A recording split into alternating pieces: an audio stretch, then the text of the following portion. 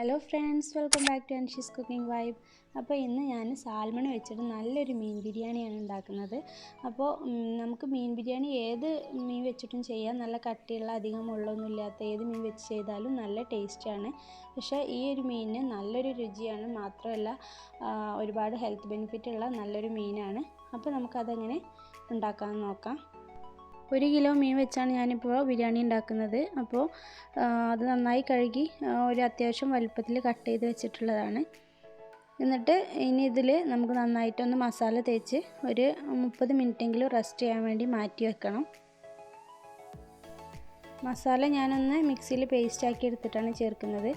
അപ്പോൾ 1 ടീസ്പൂൺ നല്ല മുളക് പൊടി, 1 ടീസ്പൂൺ കാശ്മീരി ചില്ലി പൊടി, പിന്നെ 1/2 ടീസ്പൂൺ മഞ്ഞൾപ്പൊടി, 1/2 ടീസ്പൂൺ വലിയ ജീരകം, പിന്നെ കുറച്ച് മല്ലിയില, 1 ടേബിൾ സ്പൂൺ ഇഞ്ചി വെളുത്തുള്ളി പേസ്റ്റ്. അപ്പോൾ ഇത്രയും ഒന്ന് മിക്സിയിലിട്ടിട്ട് നന്നായി ഒന്ന് പേസ്റ്റാക്കി എടുക്കാം. ആവശ്യത്തിനുള്ള ഉപ്പും 2 ടേബിൾ സ്പൂൺ വിനാഗിരി കൂടെ ചേർത്ത് കൊടുക്കുന്നുണ്ട്.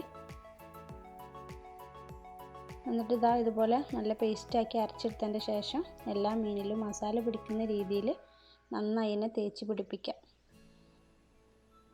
ഇനി നമുക്ക് ഇതൊരു 30 മിനിറ്റ് റെസ്റ്റ് ചെയ്യാൻ വേണ്ടി വെക്കണം.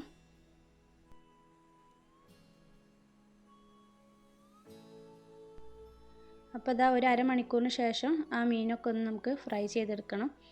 അപ്പോൾ ഒരടി കട്ടിയുള്ള നല്ലൊരു പാത്രം വെക്കാം. ഈ ഒരു മീൻ ഫ്രൈ ചെയ്ത എണ്ണയിൽ തന്നെയാണ് നമ്മൾ മസാല ഉണ്ടാക്കുന്നത്. അപ്പോൾ അതുകൊണ്ട് തന്നെ അങ്ങനെയുള്ളൊരു നല്ലൊരു പാത്രം വെച്ചതിന് ശേഷം നമുക്ക് ഫ്രൈ ചെയ്തെടുക്കാം. പിന്നെ കൂടുതൽ വേവിക്കേണ്ട ആവശ്യമില്ല. ഈ മീൻ തീരെയും വേവിക്കേണ്ട ആവശ്യമില്ല, കാരണം പെട്ടെന്ന് തന്നെ ഒരു 5 മിനിറ്റ് കൊണ്ട് തന്നെ നന്നായിട്ട് വെന്ത് കിട്ടുന്നൊരു മീനാണിത്. പിന്നെ ഏത് മീനാണെങ്കിലും നമുക്ക് കൂടുതൽ ഡ്രൈ ഫ്രൈ ആക്കി എടുത്താൽ ബിരിയാണിക്ക് അത്ര ടേസ്റ്റ് ഉണ്ടാവില്ല. അപ്പോൾ മീനിൻ്റെ ഒരു ഭാഗം വെന്തിട്ടുണ്ട്.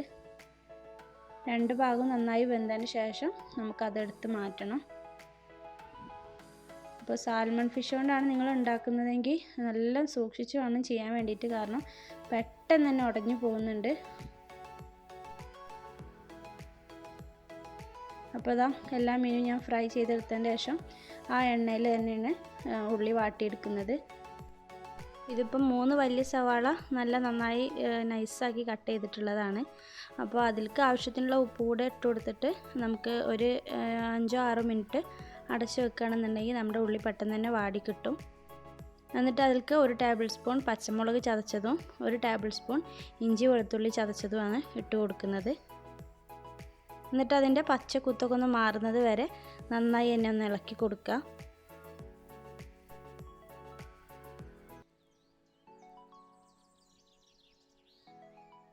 അത് 2 മിനിറ്റ് നന്നായി ഇളക്കി കൊടുത്തതിൻ്റെ ശേഷം 2 വലിയ തക്കാളി നല്ല നൈസായിട്ട് വട്ടത്തിൽ കട്ട് ചെയ്ത് ചേർത്ത് കൊടുക്കുന്നുണ്ട്.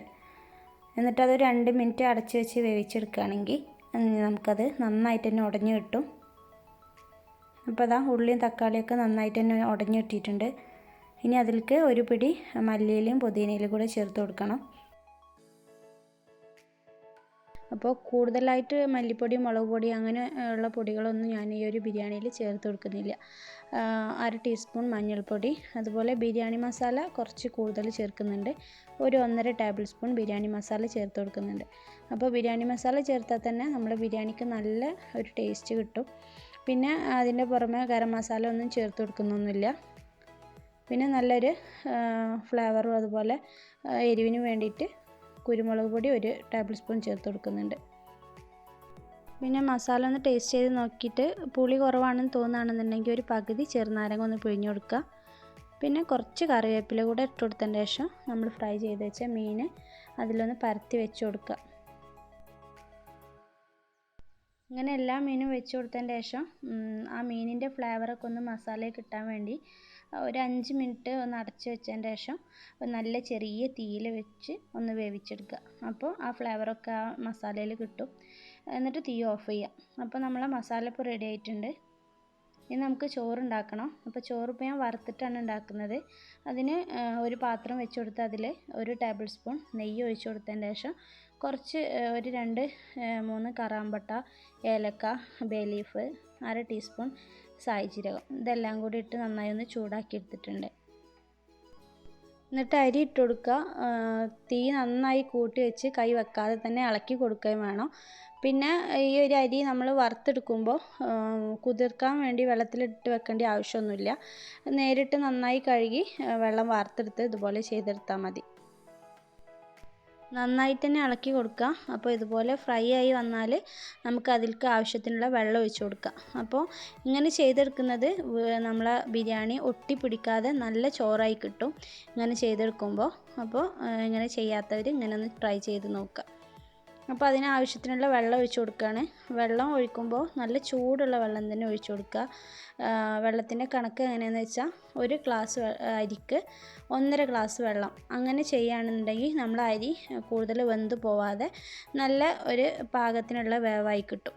പിന്നെ ആവശ്യത്തിന് ഉപ്പും പിന്നെ കുറച്ച് സാഫ്രോൺ, ഒരു പിഞ്ച് സാഫ്രോൺ ചേർത്ത് കൊടുത്തിട്ടുണ്ട്. അത് നല്ലൊരു മണവും അതുപോലെ നമ്മുടെ ബിരിയാണിക്ക് നല്ലൊരു കളറും കിട്ടും. അപ്പോൾ അതിന് വേണ്ടിയിട്ടാണ്. അപ്പോൾ ഉള്ളവർ അത് ചേർത്ത് കൊടുക്കുക. പിന്നെ കുറച്ച് മല്ലിയില പുതിനയിലും കൂടെ ചേർത്തിട്ട് ഒന്ന് അടച്ച് വെക്കുകയാണ്. അപ്പോൾ ഒരു 10 മിനിറ്റിന് ശേഷം നമ്മുടെ ചോറ് റെഡി ആയിട്ടുണ്ട്. അപ്പോൾ ഇതിപ്പോൾ ചോറ് തിളച്ചതിൻ്റെ ശേഷം ഒരു 5 മിനിറ്റ് നല്ല തീ കുറച്ച് വെച്ചാലേ നമുക്ക് നല്ല പാകത്തിനുള്ള വേവായി കിട്ടുള്ളൂ. അപ്പോൾ അങ്ങനെ എല്ലാവരും ചെയ്യാം. അപ്പോൾ ചോറ് റെഡി ആയതിന് ശേഷം നമുക്ക് ദം ചെയ്തെടുക്കുകയാണ്. അപ്പോൾ ഞാൻ മസാലയിൽ നിന്ന് നമ്മൾ നേരത്തെ അതിൽ വെച്ചിട്ടുള്ള മീൻ അതിൽ നിന്ന് മാറ്റി കൊടുത്തിട്ടുണ്ട്. കാരണം മീൻ താഴെ വെക്കുകയാണെങ്കിൽ നമ്മൾ മിക്സ് ചെയ്യുമ്പോൾ പെട്ടെന്ന് തന്നെ പൊട്ടിപ്പോവും. അപ്പോൾ അതുകൊണ്ട് അത് മാറ്റിയെടുത്തതിന് ശേഷം കുറച്ച് ചോറ് ഇട്ട് കൊടുത്ത്, പിന്നെ അതുപോലെ തന്നെ മീനിൻ്റെ കൂടെ കുറച്ച് മസാല കൂടെ മാറ്റി വെച്ചിട്ടുണ്ടായിരുന്നു. അപ്പോൾ അത് കുറച്ച് ചോറ് ഇട്ടതിന് ശേഷം അതിൻ്റെ മുകളിൽ ആ മസാലയും അതുപോലെ അതിൽ നിന്ന് 2 പീസ് വെച്ചും കൊടുക്കുന്നുണ്ട്. എന്നിട്ട് വീണ്ടും ചോറിട്ട് കൊടുക്കുകയാണ്. അപ്പോൾ ഇങ്ങനെ ലെയറായിട്ട് ചെയ്തെടുക്കുമ്പോൾ നമ്മൾ ആ ചോറിൽ നല്ലൊരു ഫ്ലേവർ മീനിൻ്റെ ഒക്കെ വരും. പിന്നെ നമ്മൾ അത് ചോറ് മിക്സ് ചെയ്യുമ്പോൾ ആ മീനൊന്ന് ശ്രദ്ധിച്ചാൽ മതി. അപ്പോൾ ലാസ്റ്റ് ചോറിട്ട് കൊടുത്തതിന് ശേഷം അതിൽ കുറച്ച് കുരുമുളക് പൊടി ഇട്ട് കൊടുക്കുന്നുണ്ട്. എന്നിട്ട് പിന്നെ വീണ്ടും മീൻ വെച്ച് കൊടുക്കുകയാണ്.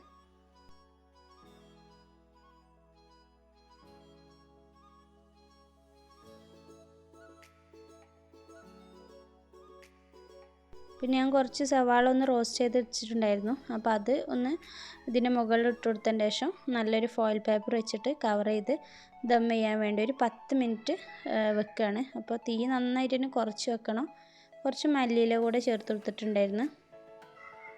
അപ്പോൾ തീ നന്നായി തന്നെ കുറച്ച് വെച്ചതിൻ്റെ ശേഷം മാത്രം ദം ചെയ്യാൻ വേണ്ടി വെക്കുക.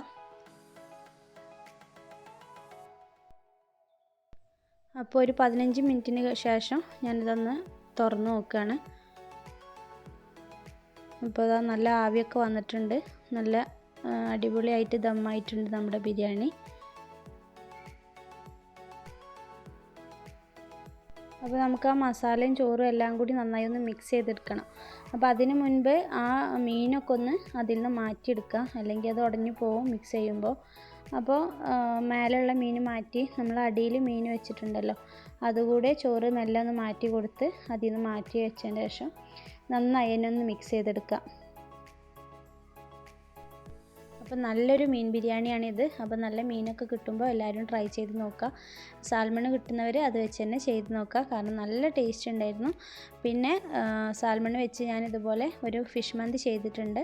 അപ്പോൾ അതിന് നിങ്ങളെല്ലാവരും നല്ല സപ്പോർട്ടാണ് ചെയ്തിട്ടുള്ളത്. അതുപോലെ ഇതും ഇഷ്ടമായെന്ന് വിശ്വസിക്കുന്നു. എന്തായാലും നിങ്ങളെ ഫീഡ്ബാക്കൊക്കെ അറിയിക്കുക. ഇൻഷാ അല്ലാഹ് വീണ്ടും നമുക്കിതുപോലെ നല്ലൊരു റെസിപ്പി ആയിട്ട് വീണ്ടും കാണാം.